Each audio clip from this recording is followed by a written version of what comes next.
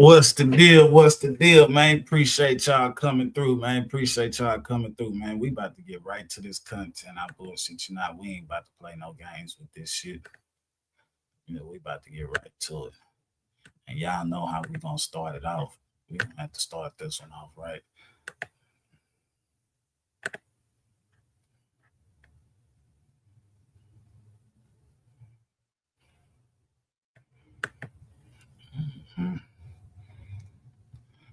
Yes, sir. Shout out to everybody pulling up, man. If you done pulled up, man, here now.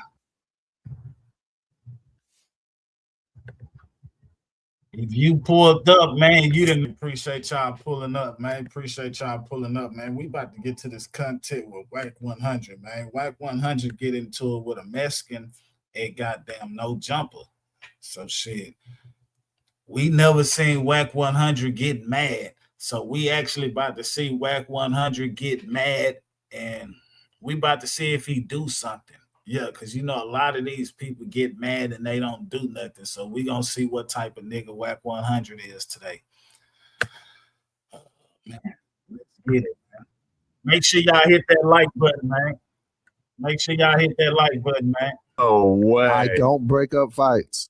So y'all will just be in here getting down. Oh, what? I have my pod with you, what? Oh, shit. No. I had no knowledge of this. Man.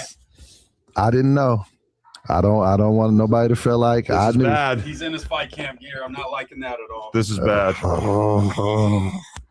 Adam, I will not break this up if it goes left. I will dive between these people I won't, if anything goes down. Because I'm not trying to get hit, trying to stop somebody else from getting hit. You mad at me, Moose? We did not know this was I going to feel happen. like you're switching up on me, though. I'm not switching up on you. Got a problem. Okay, all right. Wow, we have a large Mexican man in here, and he looks from like Northern California, Sacramento to be exact. From Sacramento. That's I am with you. He shot somebody in the mall in Sacramento when he was 12 years old. Arden needs to get back. Arden Mall needs. Man, hit that motherfucking like button, man. Y'all don't act like that, man. The show just started, man. We should have 5 motherfucking likes already, man.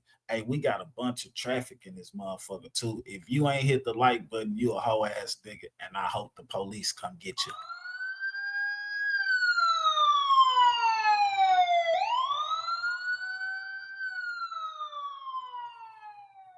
He's our get back. No, I'm just kidding. I'm just trying to shoot you, Whack. Well, what's good, man? All right. Yeah, I don't know how this is gonna go. Oh, you looking at me like you got a problem, homie? No, I'm giving you my full attention, my undivided attention. I appreciate it, right? But you looking at me like you got a problem. I'm giving you my undivided attention, like a man to man. That's what we do. Problem? I don't got a problem. I have criticism of your podcasting. I've said that from the jump. You got a problem though, because you coming. I'm not these other cats, homie. I'm not. I don't think you these other cats. You playing, and it's not gonna be no play, bro. I promise you that. What, you finna punch me or something? Because that's not what I'm here to do. I'm not here to fight with you. We grown men. You almost 50-some years old. We're not here to squabble up, Whack. I'm here to sit and have a conversation with you. I think we could both handle that, right? That was the wrong thing to tell that nigga. Yeah, let's build. Why just destroy? That was the wrong thing. I don't know why he's so mad in the first place. He's been calling people yelling at. Look, that's the wrong thing to tell a nigga. That you don't telling you ain't here to do no squabble. Like, nigga, what did you pull up for if y'all got a problem with each other? So you telling me this nigga supposed to be a hoe and he supposed to let you make it, and you probably been talking shit about him. So we gonna see what's gonna happen, y'all. I think we got us one right here, man. We probably got us some action today. About me, what did? Because Loco and Trey ain't gonna give us no action. So maybe Whack 100 and this white boy give us some this Mexican. What I do that was so bad? That made you so angry with me. Who's been telling you what, Whack? I don't know you, homie. You don't know me. I'm a big fan though. I watch a lot of Adam and Whack shows. You don't know me, bro. On some real shit. I get that. And this ain't worth your life, homie. You gonna kill me? My life, homie. You coming in here playing? I'm not playing, homie. I'm telling you, right, I'm not playing. So he's coming in respect. Fuck what you talking about. He's coming to show respect. I get that. I'm telling you right now, I'm not playing. I get that. I don't give this white boy don't run nothing with me, homie. I understand. You can get it too, because this shit he pulling, it ain't real. Mm-hmm. is not worth your life. You got a mama and kids. You probably old enough to be my son, and you coming in here playing with some shit, homie. Well, what am I playing with? You coming in here playing with some shit. What am I playing with? Really, it really ain't cool, I'm trying to sit down and talk with you. You talking about I'm playing. I'm not playing. I'm sitting here in front of you to talk with you. You are Mexican, bro. Yeah. And this demographic, I don't cross lines with Mexicans because I understand how it go down here, homie. Yeah, but I'm not a gang member, so that has nothing to do with this conversation. I know, but you sit with a white boy every week. Yeah, but we don't have them issues where I'm from with white boys, homie. I know, but I have no issue with no bloods anywhere because I'm not a gang member. You still a Mexican. Especially from being from NorCal, you got no problems with nobody. This shit is a motherfucking game. Right, come on. Bitch ass nigga. You think this shit is a game, nigga? I'm not playing. I'm just trying to have a conversation. You getting mad? This shit is a game, nigga. Raising your voice at me. He's trying to do fuck all that. Why you gotta make it a violent thing, bro? Come on. Hey, just like I said, no, bro, nigga. 911 on speed dog, man. Come on. Nigga, look, I ain't worried about none of that, man. Sit down, nigga, bro. that's what we doing. Whack, come on. Holy shit. Hey, look at Wack. Look at that guy. Wack got that boy scared up in there. Hey, Wack got that boy scared up in there, man.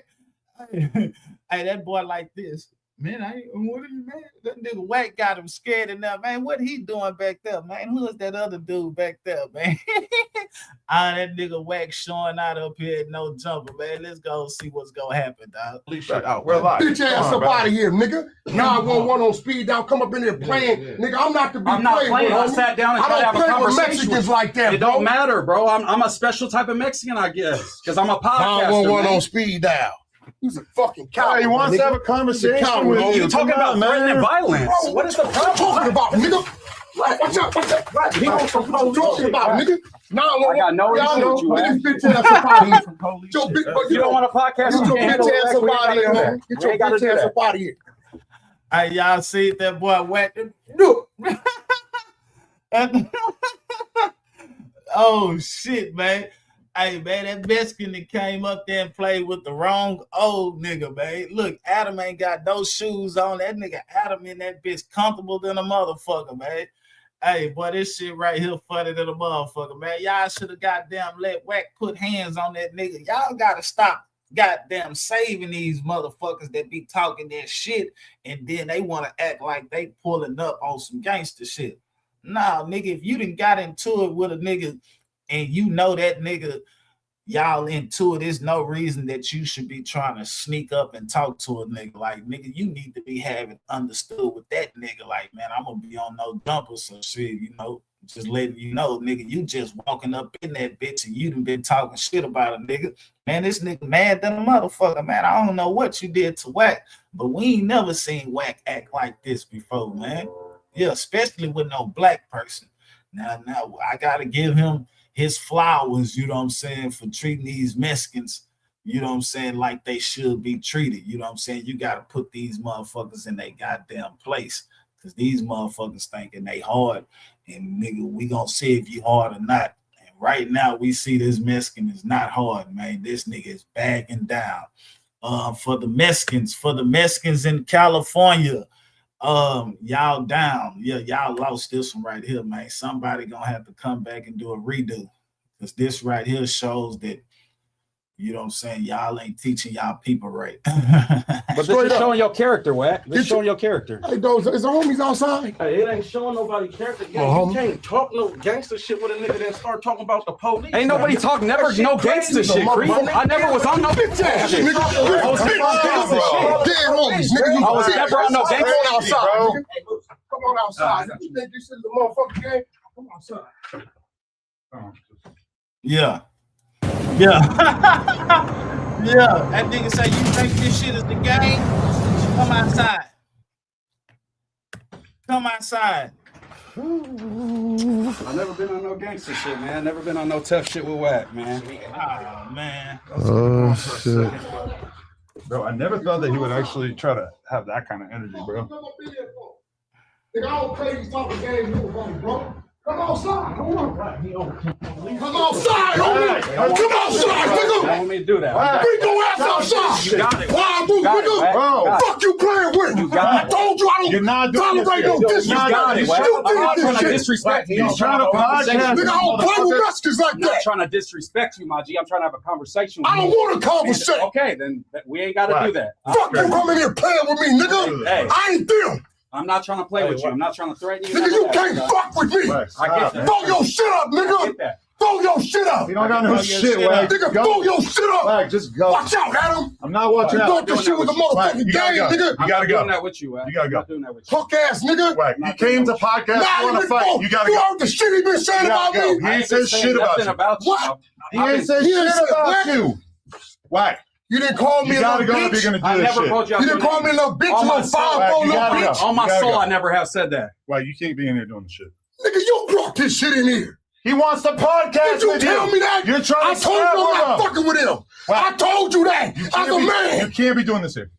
I never You called did. I never called you out We your name. tried to do a podcast. You're trying Did to you fight. tell me that was coming? You said this man. I didn't know he was coming. So that's on me. Right. Did I walk away? You Did I can't walk fight here. Okay, then he needs to leave. You need to leave. He's chilling. He's trying to podcast. You're trying to fight. All right, cool. I'll leave. I don't Let's actually, I'll fucking leave. sit down and have You a got it. conversation. I'll leave. I'm not trying to ruin the show. Y'all got it, man. I'll leave.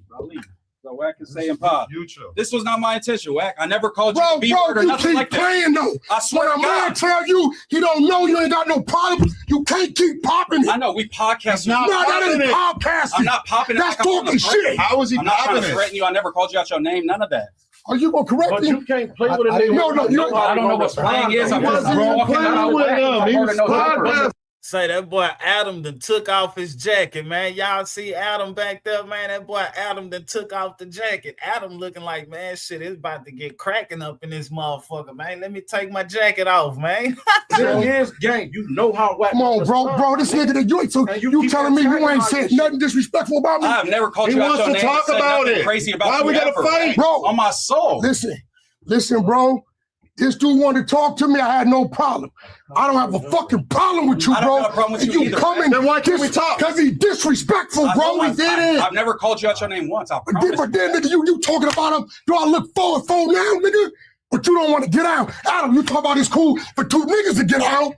You said it's cool for me and Hefe to get out. I did not. For the You record. definitely did. I said you can fight in a boxing. No, you said it was cool. Nobody's fighting here. That's not what we do here. We podcast. Let's podcast. Bro, listen, bro. If you don't want me to pop, Bro, listen. My thing is this. Don't pop that shit. And a man is telling you, I text you as a man. I said, I ain't fucking with dude, bro. He disrespectful. I told you this. You are a metal for a coin, my homie. I get that. My last 10 homies in jail for murders of Mexicans. We don't play with Mexicans. Yeah. We don't disrespect them. We don't play no games. So you disrespecting me, you on some up north shit. I'm here, we hearing that totally different. I get that. I'm telling my little homies, you can't go to that build. Adam, my friend. Nigga ain't like, Wack, what's up with this Mexican? They trip y'all before they trip a crib. I get that.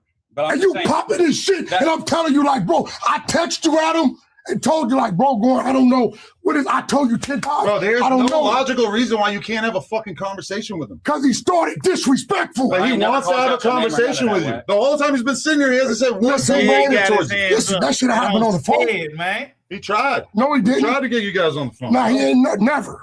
This man done called me 50 times. I don't got He your number, called me Wack. 8 in the morning, 5 in the morning, 11 at night. I answer, do I not? Pick up every time. Respectfully, I ain't got your number, Wack. That's why I was coming here to have the conversation with you, man. Nah, you coming there mad dogging, I'm staring, not mad dog. all that I old thought shit, you was bro. supposed to go on your soliloquy. No, So I'm giving you my full undivided listen. attention. On my soul, I'm not playing with you, Wack. That's all I'm gonna say. I'm not one of these down south. And then he Mexicans jump that's up talking racist. about, Nah, come hold on. on, bro, you can't. Did you hear what he just said? He said, I'm not one of these down south Mexicans that's racist.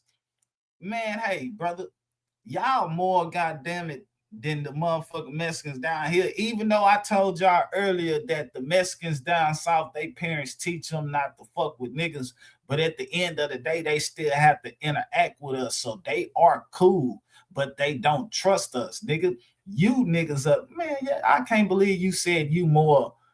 You not the Mexicans down south are more racist. Nah, nigga, y'all are, nigga, because shit, we can go to the Mexicans' neighborhood. You don't tell him, yeah, the blacks can't come to y'all neighborhood. You know what I'm saying? What the fuck is y'all talking about?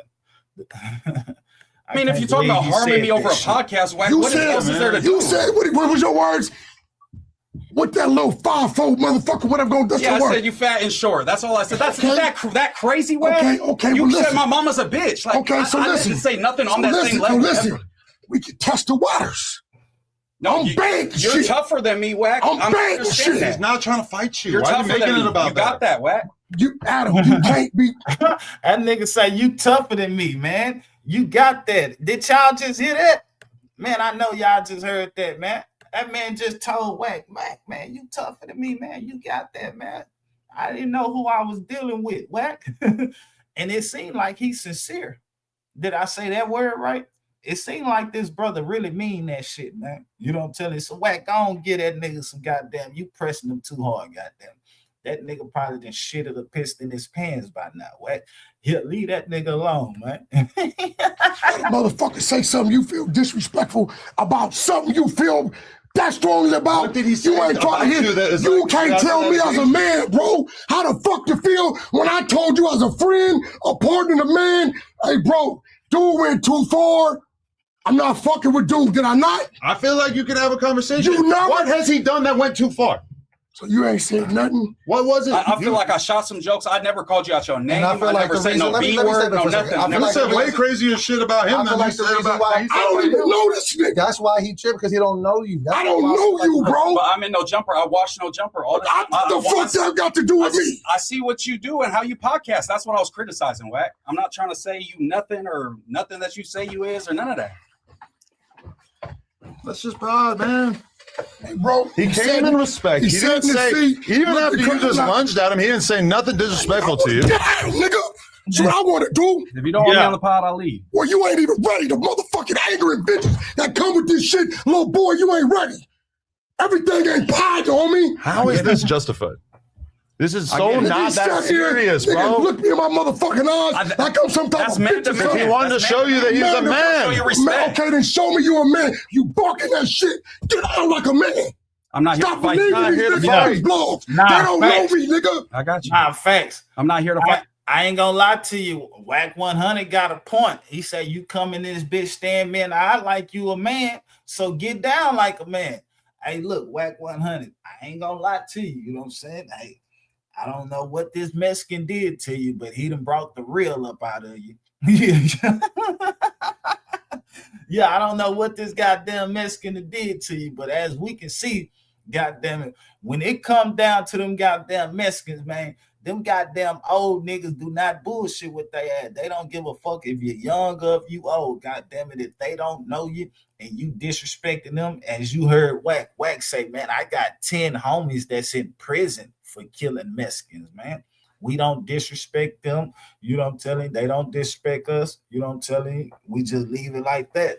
But, you know, Wack letting them know, man, we don't fuck with Mexicans like that, and they don't fuck with us. So at the end of the day, brother, I don't know you, so you can't talk shit to me if you not willing to get down, dog. Shout out to Wack 100, man. I ain't never seen nobody this mad that actually, you know what I'm saying, that look like they standing on some shit. Because that nigga want to get down for sure. Wack 100 wants to get down with the little Mexican. You know, Wack, that's not my intention. He's scared. Nigga, act like it. Take care of that tough shit. I don't be up here playing tough shit, and you fucking know it. I don't do that shit. This is the definition of tough shit. No, this is a definition of a nigga want to see what it is. I get it. But I'm just letting you know my intention was not to disrespect you or try to belittle you or act like you a hoe or something. I'm not going to do that. And you real lucky I dismissed my team. You real lucky. God is working for you, boy. On some real shit. Don't never disrespect no man you don't know that's constantly telling you, I don't know you, bro. You know what that means? You don't know him. You don't know how far he's willing to go. I get that. This shit ain't worth it, homie. Fucking with niggas' lives. Mine and yours. Yeah. I get that. You fucking with my life too, nigga. I got kids, a wife, businesses.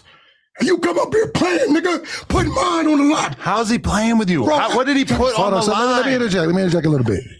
What, and I'm not trying to be wax defense lawyer or anything like that. All I'm saying is from what I'm seeing with my own 2 eyes, this man don't know that man. You came in the game, and I get it because we podding and it's content, but you don't know him. And you said some things about him that he didn't like. And he said from the rip, I'm not messing with that. So we still going on the premise that y'all don't know each other. Then when you did come in here, I don't know if it was like WWE or whatever it is, you staring at the nigga across the table. Once again, he don't know you. So where he come from, if you done already said some shit about the nigga, then you sit down across from him like, yeah. And so he sat there, because I watch everything. The nigga sat there quiet, try to just assess the situation. If you just would have just came like, hey, man, I know I said some shit. I ain't mean it like that. This ain't that. He probably would have had a different reaction. And maybe that's my fault then. Because I thought we would have the understanding that I'm team no jumper, so I'm not going to be getting at people within no jumper in that way. Attacking a nigga on no jumper. No, I have criticisms of Doughboy. I have criticism of Adam. I have criticism of everybody. Attacks is attacks. I felt like I wasn't attacking you till we started having our back and forth. Then I might have thrown some jokes. Ain't no back and forth, bro. And I ain't had no back and forth with you. Or I guess I went too far with the joke. And then when somebody says something, your name, none of that. When somebody says something to you about it in the pod, and they were just like, well, what if I see you? He was like, oh, what is that 5'4" midget going to do to me? Yeah. So then it's like you trying him. And then when you got here, the energy just should have been a little... Yeah, the energy there was a little... Because you sat across from the nigga, and you... I get that. Yeah. You did come in that bitch like you was hard, dog. Yeah, real talk. Even though I ain't gonna lie to you, bro, I don't want y'all to think like I'm just this thug. You know what I'm telling you? It's just, nigga, I was just raised in the streets, so I had to carry myself a certain type of way. But, nigga, my parents raised me right. You know what I'm telling you? So when I walk in a room, I know how to speak to niggas and shake niggas' hands and, you know, go to what I need to do. But this nigga didn't walk in and shake nobody's hand. This nigga just sat down and got to stand at the nigga like, you know what I'm telling? Like he wanted the nigga to bust a move or some shit. So yeah, homie, you wrong than a motherfucker. It's a way that you greet people, and you ain't coming that bitch and really greet nobody like you should. You know what I'm saying? You coming that bitch on some tough shit for real. And now they got you looking like a hoe. You got all the Mexicans looking like a hoe. Now you gonna have, what's that nigga name? What's that other Mexican name? What's his name? With the tattoos that be rapping. What his name? Spliffy? Iffy, yeah, I don't know the Mexican name, but yeah, that Mexican, yeah. Now you about to have him, goddamn it, going around beating up niggas now because he gonna feel like he got a goddamn, he gonna feel like he got to take up for his people. So yeah, what you just did, now you about to get niggas beat up for nothing.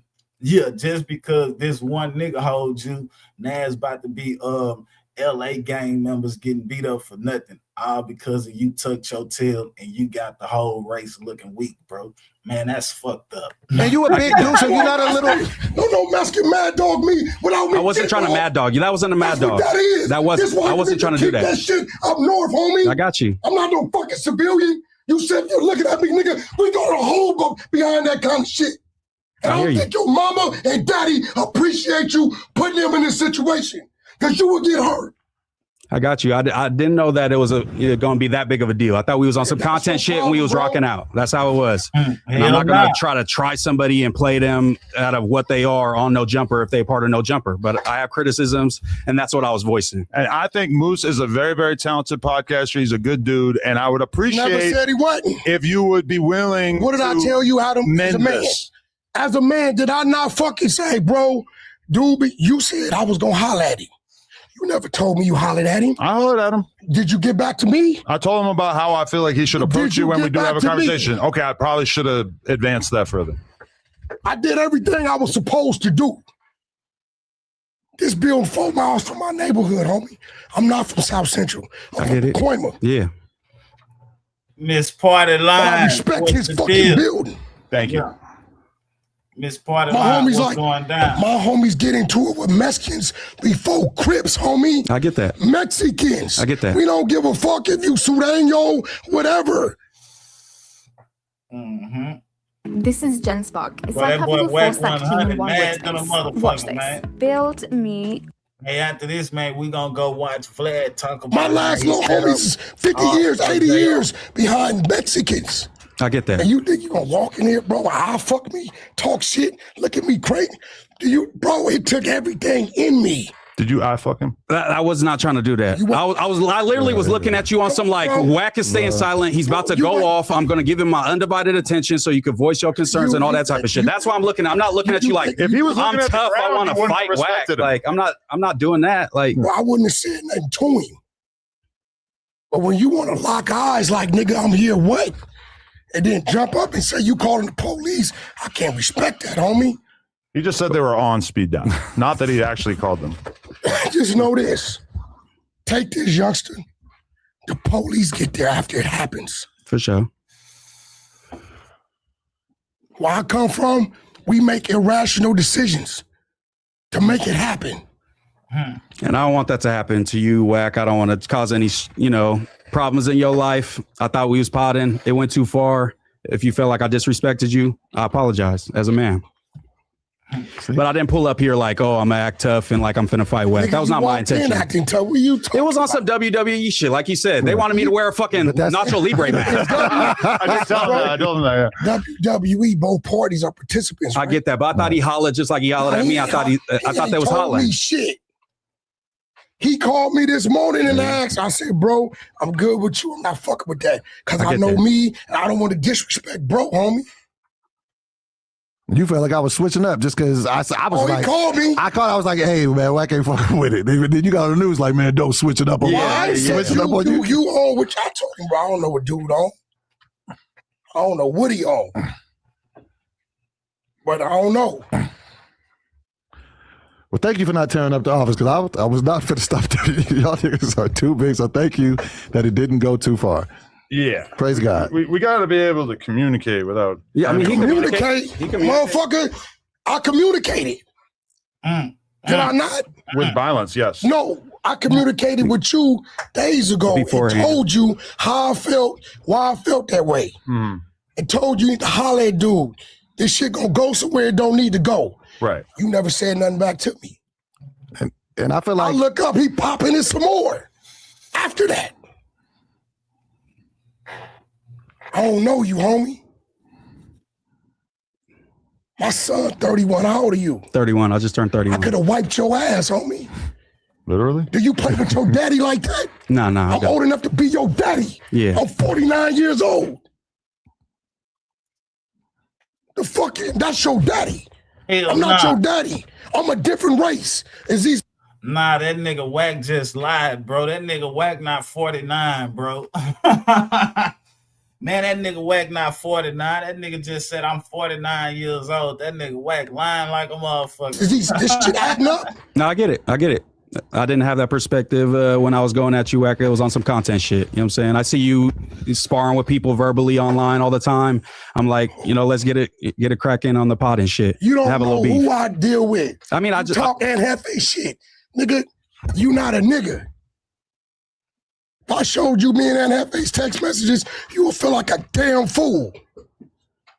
Yeah, but I'm because you don't know. I get that, but also like the color of someone's skin has no. It does. I know. Down here, for me, it doesn't. Down here. I get that. It does.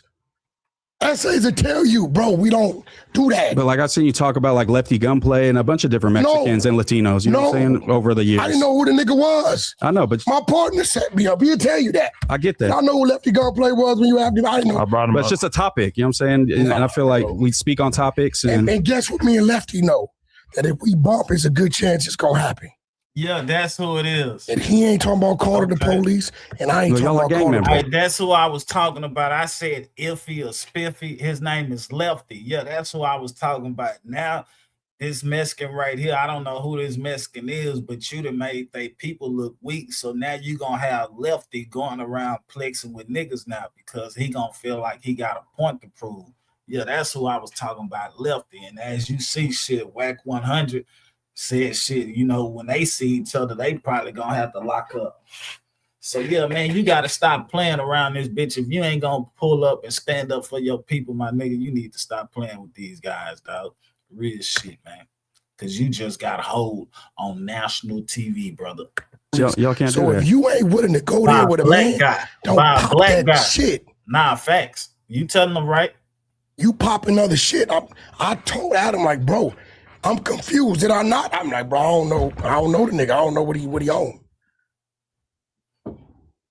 And that's where I feel like they could have weighed in and been like, you know, Moose is probably not trying to beat you up or threaten you, Wack, in that type of way. See, that's my, and I get I'm not saying that you are. I'm saying they say that I have good intentions. I'm not some this man called me weirdo. He put me on the phone with Munchie B. Munchie B wouldn't get on the phone. He trying to mend everybody. I want everybody to be cool. Yeah, I mean, I want us to all work on ours before Munchie B. I think that's probably easier than Munchie B. It was all around the same time. We chopped it up for a long time. No, it ain't.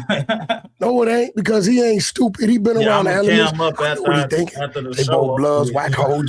And they don't really know each other. Yeah, I'm a cam. Wack might holler at him. And guess what? Wack was ready. I caught him. I stayed on the phone. He stayed on the phone. Munchie would not get on the phone. Munchie B, bro. Okay, this guy Paper Chaser donated and said, Wack, you always telling people to pull up on you at No Jumper. They know where you at. Moose Man's the first one to pull up to have a conversation like a man, and now you in your feelings. No, because if he felt like I was mad dogging him all that, then he felt like I wasn't here for a conversation. Let me teach you something. If you don't learn what you just did wasn't the right thing to do, then you're going to do it again in an environment that ain't nobody going to be there to stop nothing. Yeah, not facts. It's so easy to become a podcaster with Riverside. That nigga, he right on that. You gonna do that shit in the environment, that shit ain't nobody gonna be able to stop it. So yeah, man. Let me turn my camera on for Miss Party Line real quick. Yeah, let me turn the camera on for Miss Party Line. Hey, what y'all think about that shit though? What's up, Monkey Man? What y'all think about that shit? Y'all think Wack 100 was wrong? Cause I ain't gonna lie to you, Wack 100 do a lot of police shit, but you know what that nigga just did right now.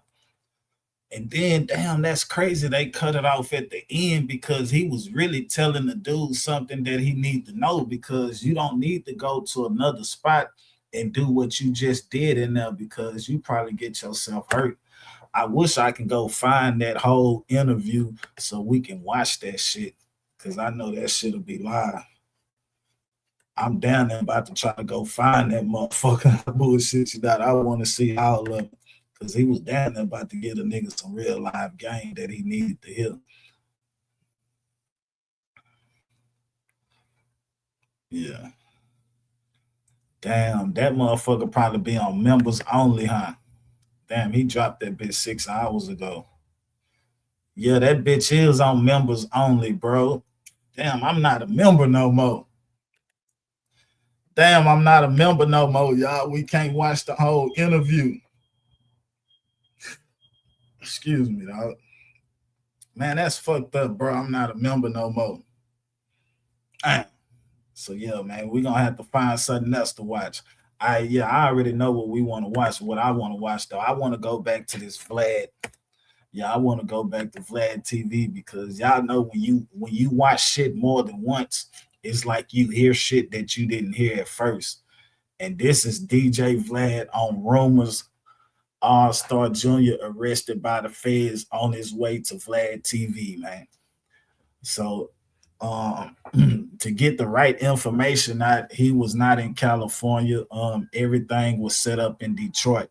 So AllStarJr went to jail in Detroit by the feds, man. The feds picked AllStarJr up in Detroit, man. So he was not in California. Yeah, I'm gonna have to get that membership back. I bullshit you not, because I need that motherfucker. That shit would have been live for the show. I'm gonna have to get it back though. But before I get that shit back though, I might as well, you know what I'm saying, get all my memberships back. I ain't gonna support Adam and then don't support who that other little nigga name is, Pico. I don't think Pico be having shit on his membership no more. But yeah, if I buy No Jumper, if I pay for their membership, I gotta pay for Pico shit too. I ain't gonna lie to you. That's how I do it. Cause if I don't, trust and believe, if I don't, I'm gonna have to hit them niggas' mouth. Yeah, if I go pay for it right now, I'm gonna have to hit them niggas' mouth talking about, yeah, them niggas support the white boy, but they don't want to support us. Oh shit. All right, now look, man, we about to pull up this Vlad, man. We about to hear Vlad talk about how he didn't set up AllStarJr.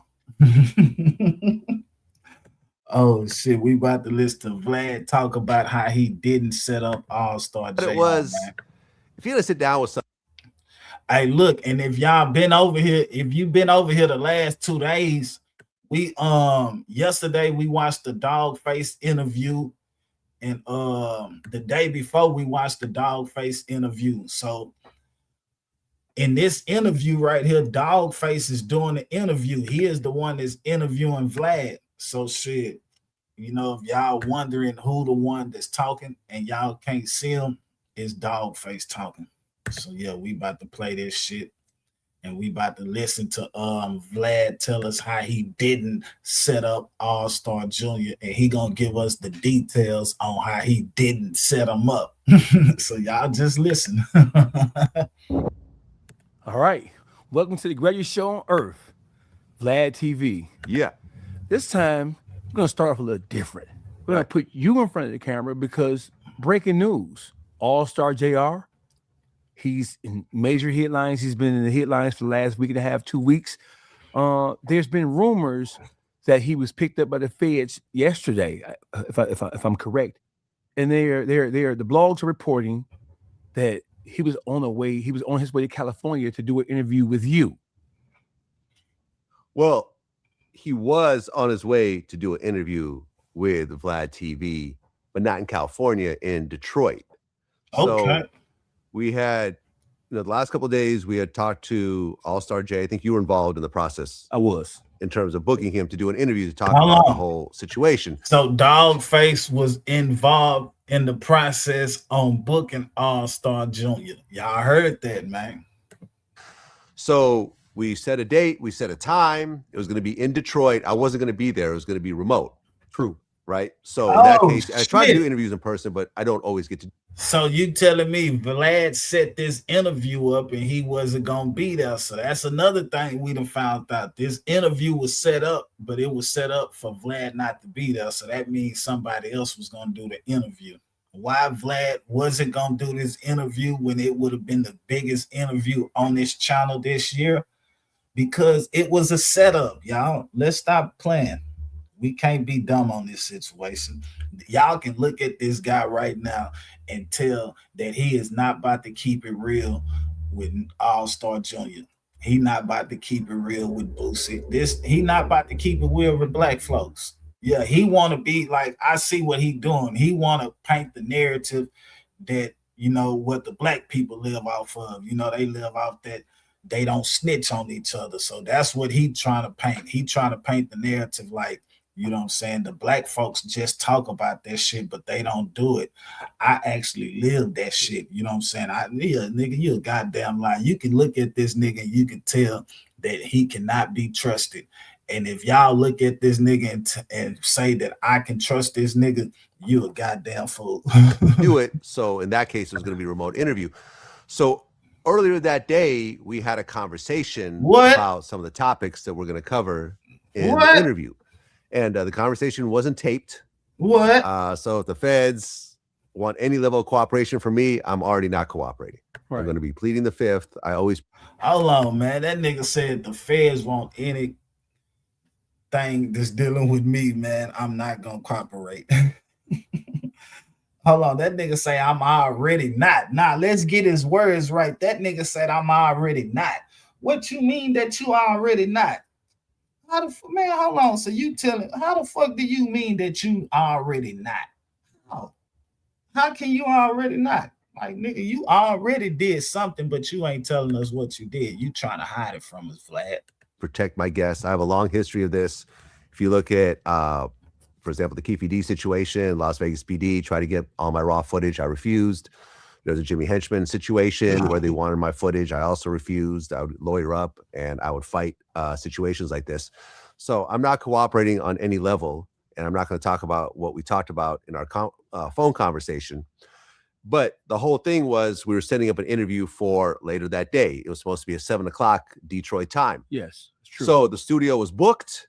My man Mafi set it up. You were involved in the process as well. Everyone was excited to do it. 7 o'clock rolls around. I'm hitting up Mafi. Yo, what's going on? Where's he at? Oh, and he's going to be there at 7:15. And he actually forwarded me a text message, which will show on the screen from AllStarJr saying he's running a little bit late. It's going to be 7:15. All right, cool. 7:15 comes around. Nothing. 7:30, 7:45. Now we're not even getting an answer from him. 8 o'clock rolls around. I'm like, well, I guess we're going to cancel. You know, we gave a 1 hour grace period. I don't know whether he got cold feet or something happened, but at the end of the day, he didn't show up. So we canceled. And then I think maybe about an hour after that, I get a text from Mafi from AllStarJr that said that the feds picked him up, which is horrible. It's a horrible situation. But I could tell you that I had absolutely nothing to do with that situation. If the feds wanted to pick him up, they probably would have waited. So just because you told us that you have nothing to do with that situation, we supposed to believe you, but he was on his way to you, and we don't supposed to believe that you had nothing to do with that, and you was calling this nigga trying to make sure that he was on his way, and he letting you know he on his way, and then they goddamn get him before he get there. Bro, you had something to do with this, my nigga. Stop lying. I don't believe you. I bullshit you not. I don't believe you. Once he got to the interview location, right, and if they wanted more info out of him, they could have just waited for the interview to be done. Well, the fact of the matter is they didn't know what the interview location was. That was all proprietary information that existed between yourself, him, Mafi, and I. Yeah. Man, look, bro, did y'all just hear that shit? That nigga just said, man, they know what an interview was, bro. Hold on real quick, man. Hold on. Look, you heard what Dogface just said? He said the feds knew what an interview was going to take place at. How did they know what an interview was going to take place at? And Vlad was the one that booked it. Did you hear that Vlad say he was the one that booked the place in Detroit and shit? So if the feds knew what a place was at and you was the one that booked it, that means you let them know, God damn it, everything. This shit was set up. It wasn't like you let them know. All this shit was just set up, bro. This shit was a setup. We about to rewind this shit a little bit so we can hear Dogface say that shit again so we can get the right words, because I don't want to put the wrong shit on a nigga. So y'all listen to make sure we hear the same thing. Out of him, they could have just waited for the interview to be done. Well, the fact of the matter is they didn't know what the interview location was. That was all proprietary information that existed between yourself, him, Mafi, and I. Yeah. I had no idea any of this. Look, y'all heard? I have no idea. You don't know, nigga. It was 4 people that knew the location. You knew the location, Dogface knew the location, that other nigga knew the location, and AllStarJr knew the location, and the feds knew the location. Y'all set that nigga up, bro. Y'all set All-Star Jr. up, man, AllStarJr up. And it seemed like y'all probably set him up for pay. Y'all had to get paid for this shit, or nigga, y'all trying to get paid off this interview. However it is, this shit was a setup for some money, bro. Y'all turned this nigga in, bro, just for some content. That's crazy, bro. Vlad would turn you in. Vlad would put your ass in jail just so he can have the content, man. This was happening. It's a messed up situation. But I am not working with the feds. I did not cooperate with the feds. I had no involvement in this. We had already booked the studio. I was looking forward to doing the interview. And then this situation happened. And a lot of these like blogs are saying, you know, AllStarJr arrested on his way to a Vlad TV interview, and kind of implying that somehow I had something to do with it. Right. And I could tell you that I had absolutely nothing to do with it. And some of the blogs are even saying that he was on his way to California. He was not on his way. No, he was not. As if he was arrested on his way to the airport to come to see you. No. He was already in Detroit, and he was on his way to a Detroit studio that we had already booked. Right. And even so look, how you know that man? So he was already in Detroit, and he was already on the way to a studio that y'all booked. That means y'all set that man up, bro. Y'all knew who that man was. Y'all knew when he was coming. Man, y'all set that man up, bro. Vlad, boy, y'all wrong to the motherfucker. Even the studio was hitting us like, yo, what's going on? And we're like, we don't know. We have no idea. So let me ask you a question, Vlad. Why do you think that people are constantly and consistently trying to label you as a cooperative in some way solely because you're interviewing people? is, in my mind, is not your fault. Your job as a content creator and as a journalist, right? And I'll use the word journalist because that is essentially what you are and what you have been for over 2 decades. Why do you think people blame you for, or because the people you interview may say something that may be incriminating about something that they were involved with or something that somebody else was involved with? Why do they constantly blame you versus putting the onus of responsibility on the people who you're interviewing? Well, I think that I was the first person in this space to start asking the hard you can tell by his haircut that hip hop media historically has always been scared to ask. So if you look at my interviews from 2008, I think I did an interview with Plies, and he was like, "Yo, man, are you the police?" Like, this was back in 2008. Being able to change people's lives is really the best part of the job. We change their ability to chew and eat the things that they love. Well, I tell you, this is police shit. Like Russell, don't you send nobody over here, man. Do some police interrogation shit. I'm telling you. Because the way I looked at it was, if you're gonna sit down with somebody, why ignore the elephant in the room? Right. If this person's whole persona is built on this gangster image, why not talk about that? If all their songs are about this, if all the stuff they're doing on social media is about this and everything else like that, why not ask about it? Now, I'm very careful about the way that I do ask about it. So people like to say I'm the feds and all my interviews end up getting men arrested and so forth. The only time I've ever heard of my interview being used in someone's case was the Keefe D situation, right? That trial hasn't even started yet. Right. So that's not even confirmed. Right. But in that case, Keefe D wrote a book about his involvement in the Tupac murder, and I did an interview based on his book. Based on the book. They missed the book part though. They missed the book part. They missed the in the book. The book was already on Amazon. There's Right. links to the Amazon book in that first clip. So apart from that, people like to say that I'm involved in this person's arrest, that person's arrest. You could ask the actual people who I'm being accused of, and they'll say that Vlad had nothing to do with it. Taxstone, Vlad had nothing to do with it. Casanova 2 times, Vlad had nothing to do with it. You could go on and on and on and on. All these people, if they decide to do crimes after my interview is completed, or if they had done them before the interview was done, which we did not discuss on any level, because I'll talk about someone going to prison and doing their time because you've earned the right to talk about that crime based on the amount of life you've given up in that jail cell. Right. That's it. There's no double jeopardy in America. Right. You can't be. They can't say, well, you talked about it again, so we're going to give you another 10 years. Right. No, you did your 10 years. Now you could talk about it. If it's past the statute of limitations, you could talk about it. If you talk about being a gang member when you were 18 and you're 40 now. Right. Like I remember with Casanova 2 times, they're like, oh, look, Vlad talked about him being a blood and now he gets arrested. Well, yeah, he was a blood back then, but what he got arrested for had nothing to do with him being a blood back then, before he went to prison for some other shit. It had to do with new crimes he did years after our interview was completed. We only did 1 interview, but people like to put pieces together and so forth. And the reality is I was the first person to do this in this space. Right. Now it's very common. You have the Traplo Rosses of the world, and you have the No Jumpers, and you have, podcasts that just focus on crimes. Right. So now it's common, but I was really the originator, so I think I take the most heat. Yeah, you take the most heat. And I think it is a situation where people are trying to throw rocks at the throne.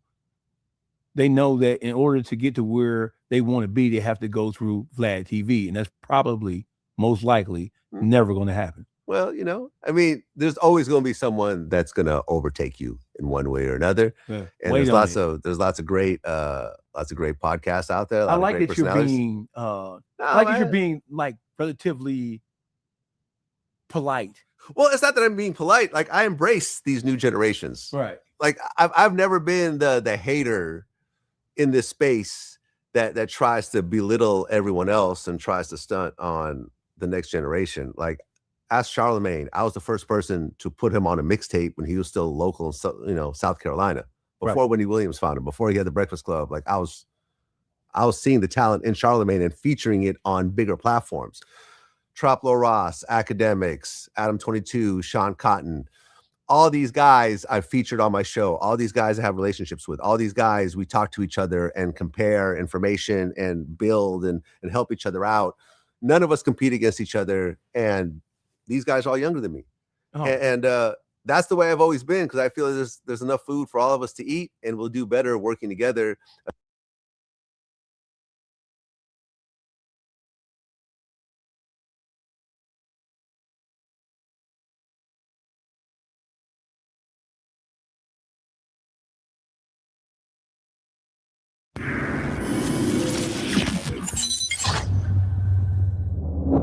So Vlad, Yeah. I look up. Your old partner Boosie went rogue on you, Vlad. Still my partner. Not my old partner. Still my partner. Still your partner. Yeah. Well, you started all this. What do you mean? Well, I gotta be truthful. I've never heard you talk about the amount of money you paid anybody. Right. And for some reason, because you mentioned what you paid 6ix9ine, which I got. Well, I never mentioned what I paid 6ix9ine. That's not true. Well, how does he know? People come up with numbers. What I did say is that I paid 6ix9ine for that first interview more than I've ever paid anyone for an appearance fee. Okay. So I didn't talk about numbers, but I did say that. Okay, so people probably started doing some math in their heads. So let's say, okay, well, he takes that and says, I should be getting paid more than 6ix9ine. No, he never said that. So what is he saying? Because he's getting paid more than 6ix9ine. Well, okay, so here's what happened. I know how you look at it, Vlad. Here's what happened, right? And I talked about this in my last interview.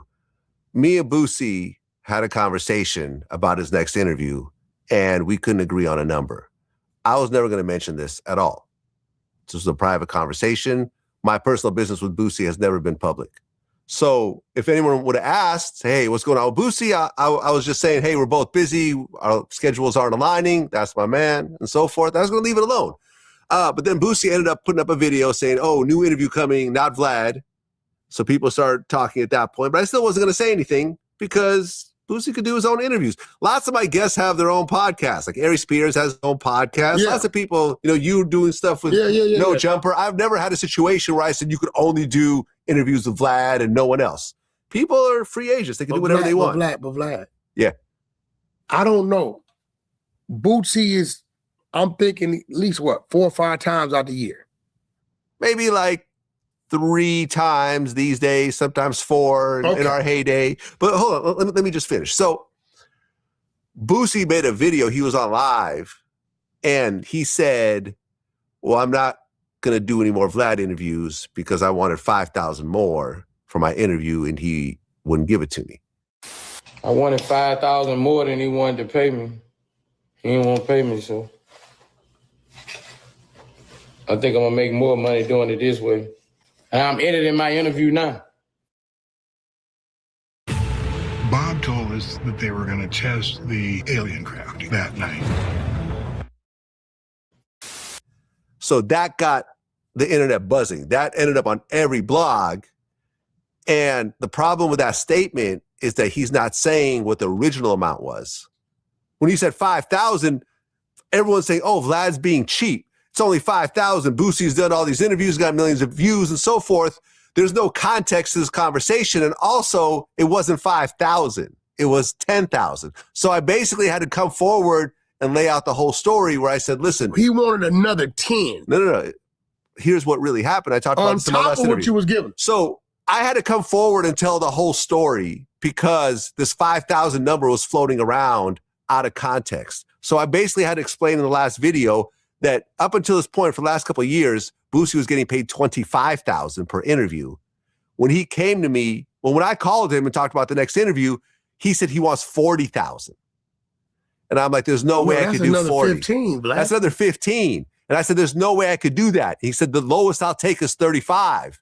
And I'm like, maybe I could do 30, but I got to run the numbers. I got home, ran the numbers, realized that the profit margin for the last couple of years was only 10,000. I said, I can't even give you 30 because it doesn't make any sense. The one thing that I didn't mention last time also is that Boosie was originally getting paid 20 for a while. You went up. I went up by 5 because I came up with the idea to do house tours.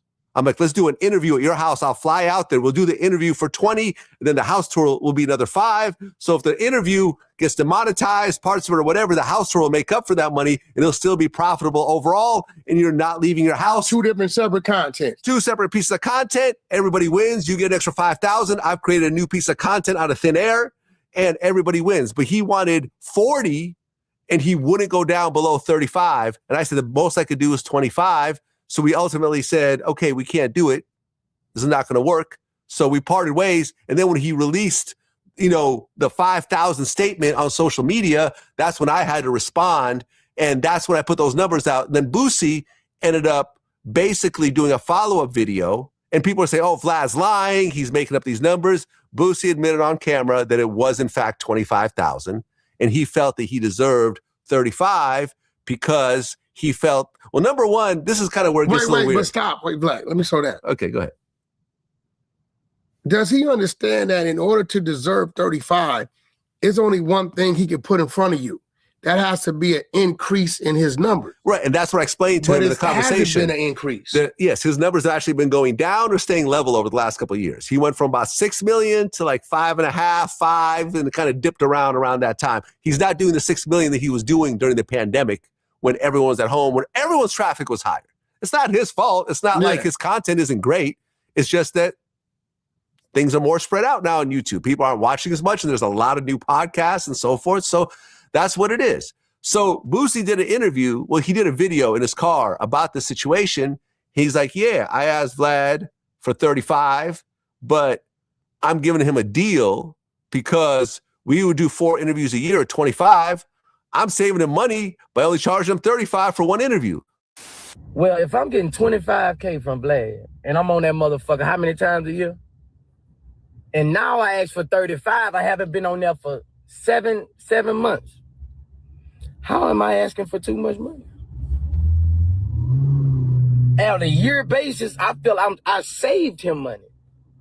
That's how I feel, and I told Vlad that. When I went to school, I think I was sick on the day they did it. They did Boosie math.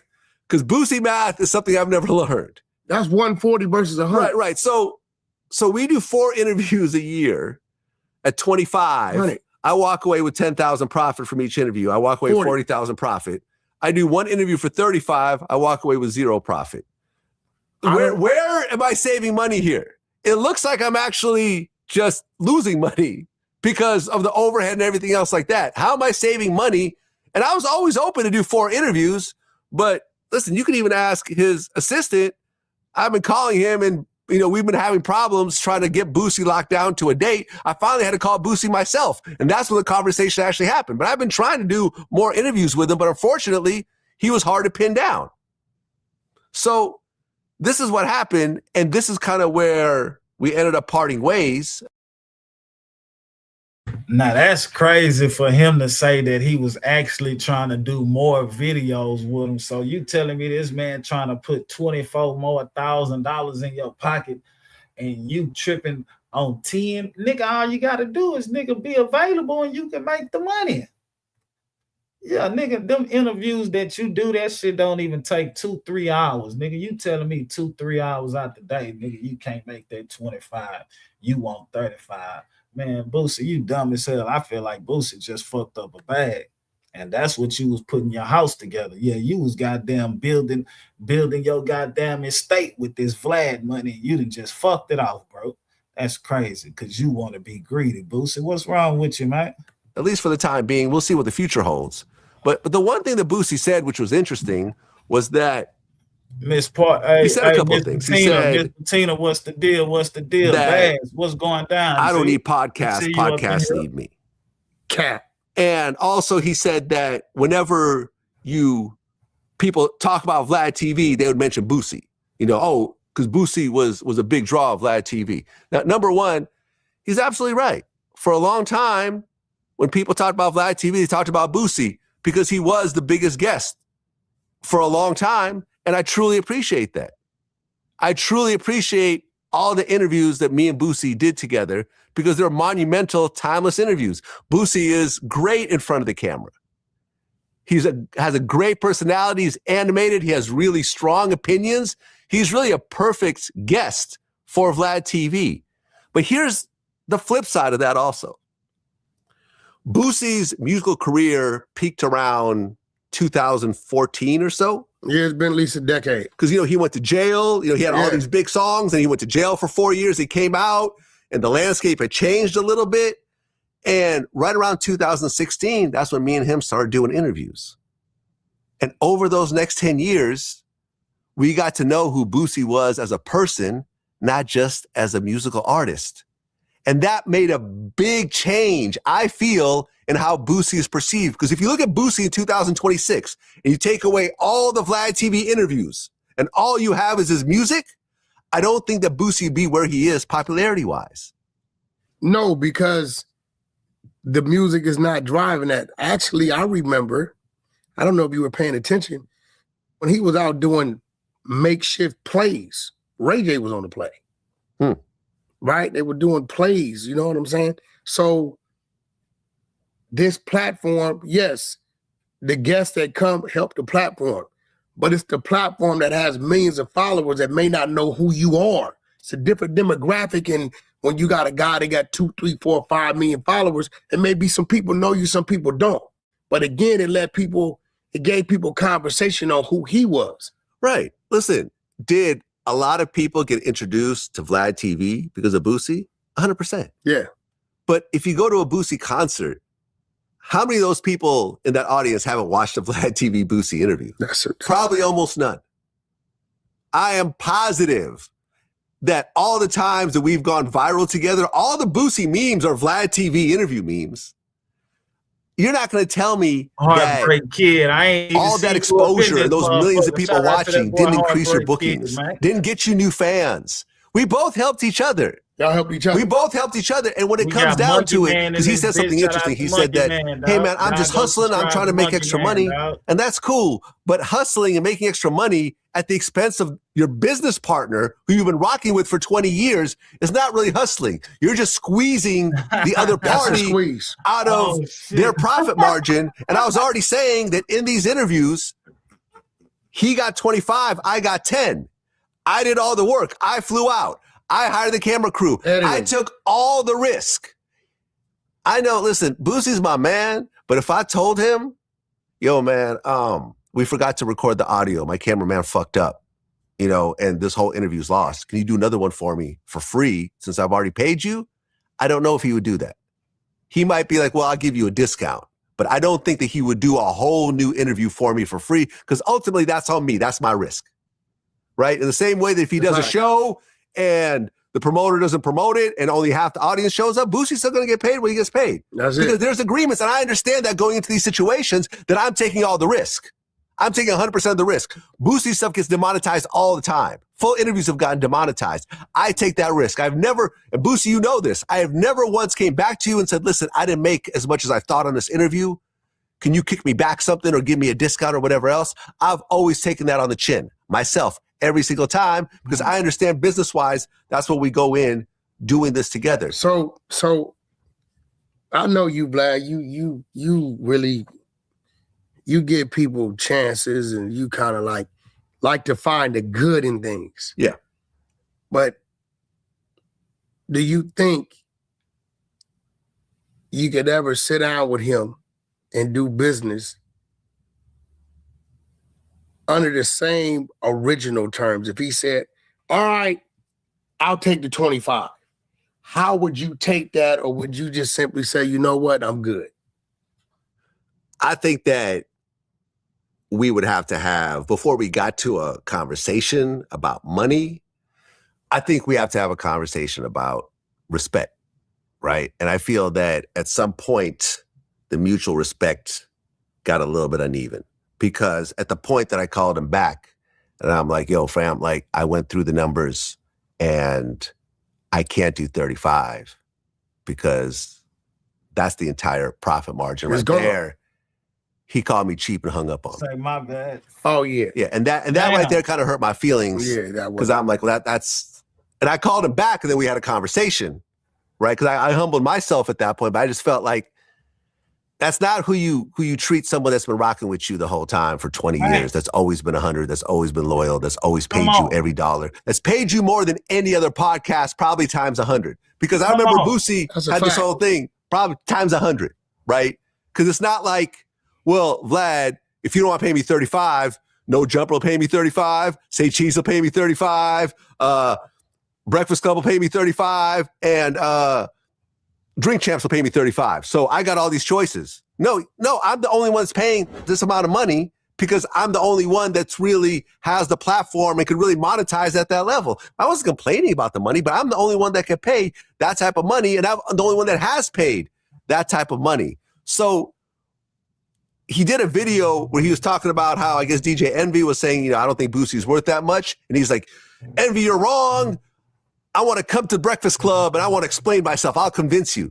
Boosie's going to go to the Breakfast Club. He's going to fly himself out there and his entourage and security, get hotels and do it for free.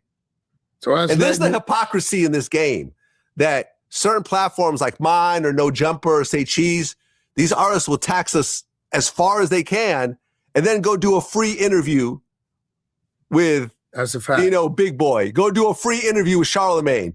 Go do a free interview with Drink Champs. You see what I'm saying? You know the difference is? What's that? They're calling them. Yeah. You're calling him, but you're giving him opportunity. And listen, man, I was cool with that. And look, people were basically hitting up Boosie because he responded to this. He said, people are saying that he fumbled the bag, with Vlad. He was 25,000, and so forth. So 100 a year. Boosie didn't fumble the bag. Boosie's fine. And Boosie's talking about how, this weekend he's going to make $100,000 in show money and so forth. And he is. Like, I believe that. He gets booked all the time. That has nothing to do with the other 100 you left on the table. But here's, I think, something that everyone should know, right? And Boosie knows this because we've had this type of conversation in private.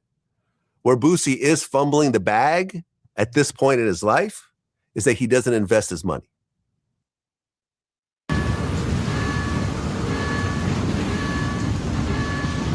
Damn. And we've had this conversation. I showed him that nigga say Boosie don't invest his money. Shit, how you know Boosie don't invest his money? Like, damn, that nigga, shit, I ain't gonna lie to you, Vlad. Now you sounding like a goddamn police. Because now you trying to see where he invests his money and shit, what he doing with his money. I ain't gonna lie to you, Vlad. You sound like a police. I know you want to be a nigga friend, but it's like you trying to know too much about a nigga. All that jewelry that nigga got, I know shit, that can be an investment. Yeah, all that land he got, I know that can be an investment. All that property and all that shit he did, nigga, that's his investment, nigga. Stop counting that man pockets, bro. Look like you trying to build up a case or some shit, man. Yeah, stock portfolio. And I showed him how your money needs to start working for you. Because right now, Boosie's running around the country every weekend, throughout the week, doing shows at 43 years old and getting those bookings. At 53, 63, he's not going to want to move around like that. Like, a lot of my weekends are spent hanging out with my kids. A lot of my weekends spent just hanging out and just chilling. And I don't want to be flying all around because I've learned to invest my money. And, Vlad Stocks is going to be launching pretty soon, where I'm going to break down how I got rich slow. I started with $100,000 in 2010 and it turned into 1-point-something million these days by slowly growing year after year. And if Boosie, I think if he had invested his money, and look, Boosie has a high burn rate. He's got a house. I heard him recently on Twitter complaining about property taxes. He's got a lot of kids that he loves. He's a great dad. So he's buying his kids cars and clothes. He's always in designer. He's got a lot of jewelry. He flies around everywhere. And he's constantly putting hundreds of thousands of dollars back into his home to create this incredible home for himself. But that's not really an investment because that's just for himself. Boosie's never planning on selling this house. That's just for him and his family and his legacy. So the fact that Boosie doesn't have millions and millions and millions of dollars that are making money for him, I think he's always chasing after the bag. He's always trying to make an extra couple thousand here, make an extra couple thousand there. And in the process, you end up straining relationships that are great relationships like what we have. Me, I don't care about that. My money, I have millions of dollars that are working for me every day. So I don't really care about that. I don't care about interviews. I don't care about an extra 5,000 or whatever else.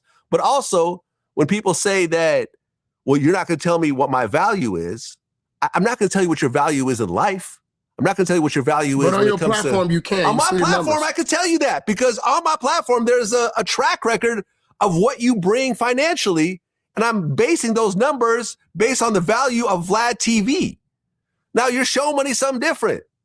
Your feature money something different. I can't tell you about that. And I feel like people sometimes turn it into like a racial thing, like, oh, this white guy's telling this black guy what he's worth and so forth. No, I'm not doing that. Listen, any guy can tell any guy, if he's looking at the analytics, what he brings to their table. That's all Do it you was. think, I think the elephant in the room is 6'9".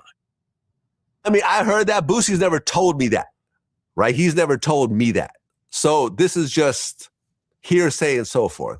But 6'9" did bigger numbers than what Boosie has done in that first interview, and he was compensated accordingly. And I can also tell you that I made more money off the 6'9" interview than I've ever made with any single interview with Boosie.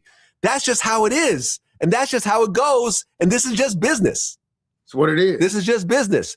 And at the end of the day, yes, Boosie brings a lot of new viewers and so forth to me, and I bring viewers to him, and he gets compensated and I get compensated. At the point where one person says, I'm going to keep all the money, and me just being there is compensation enough, like I'm not doing that. Not at this point in my life. Boosie was clearing 110% more profit than you, because it was all profit to him, right?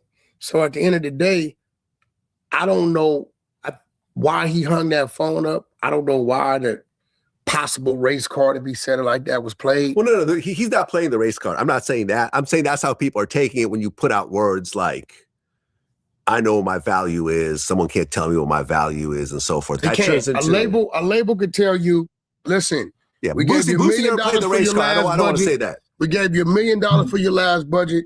You only made back $450,000. So the next budget, if we can't give you another $1 million because you still owe us $550, but what we could do $250. See how it goes. Yeah, see how it goes. Yeah, right. See so how it goes. At some point, people got to keep it real. And in this day and these climates, 100,000 in a year, it pays for things. Pays for things. Yeah, I agree.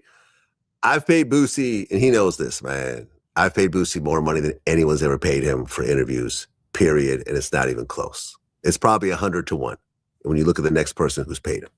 And we've been rocking since 2006, and we played a video of how young we were 20 years ago doing these interviews. Boosie's a baby. I'm like, I think in my early 30s.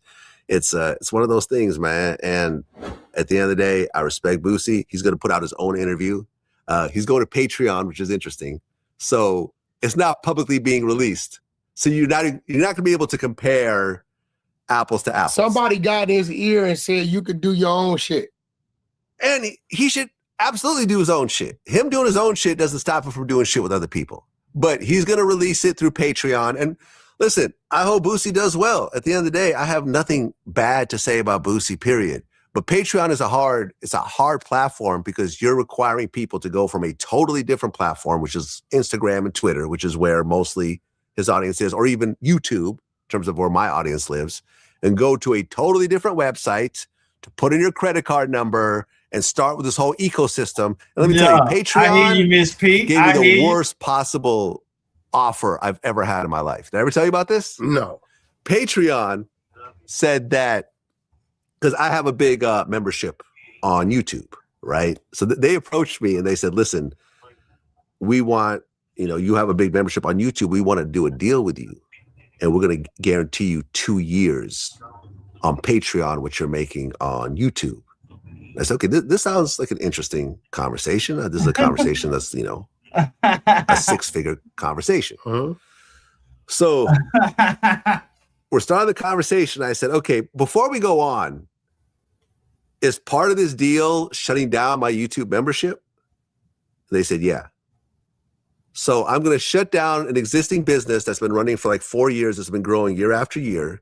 And once I shut it down, all the members will go away, because once this is shut down, the auto renew stops, and then literally 100% of the members will go away. So I'm going to shut down this existing business and make it permanently go away, go to your platform where I'll be paid what I was already going to get paid, It doesn't work out over here.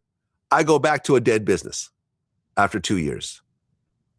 This is the worst deal anyone's ever offered me in my entire life. Like, this is just horrible. And they're like, well, you know, people come over here because there's this. And I'm like, man, fuck y'all. Patreon can kiss if it my ain't broke, ass. why fix it? Yeah, so I let that go. And so Boosie's going to put out his interview on Patreon. Now, he's going to make money off it. He's not going to get the exposure of a Vlad TV interview. Maybe he'll put it out publicly later and so forth. He has a YouTube channel, but only has about 350,000 subscribers on it. So at the end of the day, Boosie's going to try to figure out how to do it on his own. And that's cool. I think Envy said over time, he probably will make more money than with Vlad TV, but it's going to take some years and some real effort to build that up. Vlad, let's be real. Let's just be real. Even you have pivoted. You got other things going on, other things coming. Yeah. The years that come ain't going to be the years that we've witnessed. He's going into a storm. Yeah, I mean, he's going into a crowded field. Yeah, he's going into a storm. So, and listen, shout out to Boosie.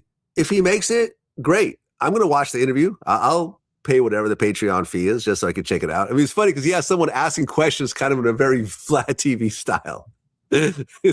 When I heard it, I kind of laughed a little bit. But there's only one Vlad. Who we got asking questions? I think it's like the elephant in the room. Gucci, Pooh Shiesty. They allegedly had a meeting in Dallas at the studio. Reports came out that Pooh Shiesty, they had a disagreement. Big 30 handed him the AK and he pointed it to Gucci to sign the contract. If you're Gucci, what do you do? Because if you don't say nothing, he beats the case and he damn near could walk free as not an independent artist, but he's not your artist anymore because you signed the contract. Never in the history have in the northern district of Texas walked out scot-free. The northern district of Texas is a bad mother than feds. Why you think they saying, hey, bring their ass out here for these bond hearings? Bring their ass out here. We have never heard the feds say, man, we got a weak case. We ain't got no hard evidence. That's what the report is, though. But guess what? In the feds, you don't need hard evidence. They were convicted was ghost dope. They go use the phone records. Don't need hard evidence. They just need some evidence. What's some evidence? I got 3 victims. Gucci done already taught. He can't untaught. RD, that's Gucci. You think he